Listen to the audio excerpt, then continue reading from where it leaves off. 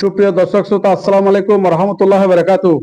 আপনারা YouTube channel, Facebook পেজে আমাদের এই অনুষ্ঠান দেখেন। ফতেহাবাদ বৃক্ষরোপণ সমিতি থেকে আষাঢ় শ্রাবণ 2 মাস ও প্রত্যেক শুক্রবার এবং মাহে রমজানের প্রত্যেক দিন আমরা অনুষ্ঠান করি। আজকের অতিথি হচ্ছেন ফতেহাবাদ কেন্দ্রীয় জামে মসজিদের সম্মানিত খতিব মুফতি মোহাম্মদ আব্দুল আওয়াল ফুরকানি সাহেব। ওনাকে আমি ফোন করেছিলাম, হুজুরকে বলছিলাম ওনার বাড়ির আঙিনার কি চারা রোপণ করা যাবে। হুজুর আমাকে জানিয়েছেন একটা কলা গাছ, বাংলা কলা গাছ। আমি কলা গাছ নিয়ে আজকে হুজুর কাছে হাজির হলাম। বন্ধুগণ, যারা আমাকে অনেকজন কমেন্ট করেন যে আমার পরিবার সম্বন্ধে জানতে চাই, কেন আমাদের পরিবারের বেশ কয়েকজন সদস্য রয়েছে। বন্ধুগণ, যিনি আমার পাশে আছেন আমি একজনকে পরিচয় করি, যিনি গুরুত্বপূর্ণ একজন ব্যক্তি। এই কারণেই আমরা মানুষ যখন মারা যায় আমরা সরে যাই, কিন্তু উনি একটু খবর পেলে গোসল দেওয়ার জন্য ছুটে আসেন। এই শহীদুল্লাহ সাহেব আমাদের এখানে উপস্থিত আছেন। আরো যারা উপস্থিত আছেন আমরা চিনতে চান। আমি সময় বাড়াচ্ছি না, সময় নষ্ট করতেছি না। বন্ধুগণ, আমি এই কলা গাছটি খতিব সাহেবরা হাতে তুলে দেব এবং হুজুরকে বলবো।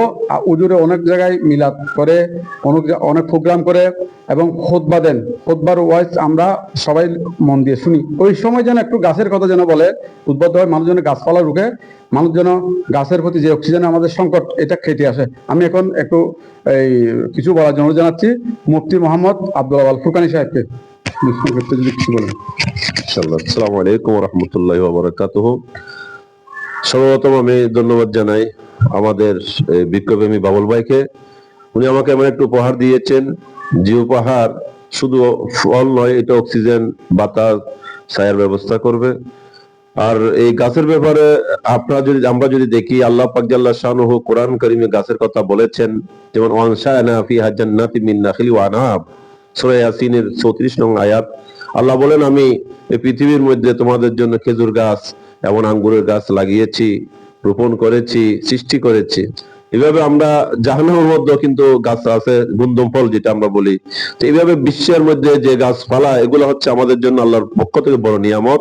এবং এই নিয়ামতের কথা বলতে গিয়ে রাসূল কারীম ইরশাদ করেন, তোমার হাতে যদি একটা চারা গাছ থাকে, জানো কাল কিয়ামত, এরপর তুমি এই গাছটা লাগাই দাও। এবং যেহেতু এই গাছ যদি কেউ রোপণ করে, তাহলে এই গাছ থেকে যদি মানুষে খায়, পশু পাখি খায়, বৃক্ষের ফল যদি কেউ খায়, রাসূল কারীম বলেন এটা তোমার জন্য সদকা হয়ে যাবে। তাহলে দেখা যাচ্ছে এই গাছ একটা সদকা জারিয়ার একটা ফ্যাক্টরি, এবং এটা অক্সিজেনের ফ্যাক্টরি, এবং আমাদের পৃথিবী সংরক্ষণের জন্য একটা বড় ওসিলা। তাই আমাদের উচিত এরকম একটা গাছ উপহার দেওয়া, এবং উপহার দেওয়ার পরে এই গাছটাকে যত্ন করে লাগানো, এবং এই গাছ থেকে আমরা ফল নিব, অক্সিজেন নিব, আল্লাহর শুকর আদায় করব। আল্লাহ পাক জাল্লা শানুহু আমাদের এই বাবুল ভাইয়ের যে ইন্তজাম, এই খিদমতকে আল্লাহ কবুল করুন।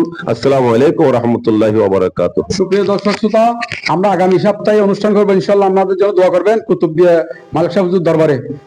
এই অনুষ্ঠান দেখার আমন্ত্রণ জানিয়ে বিদায় নিচ্ছে। খোদা হাফেজ।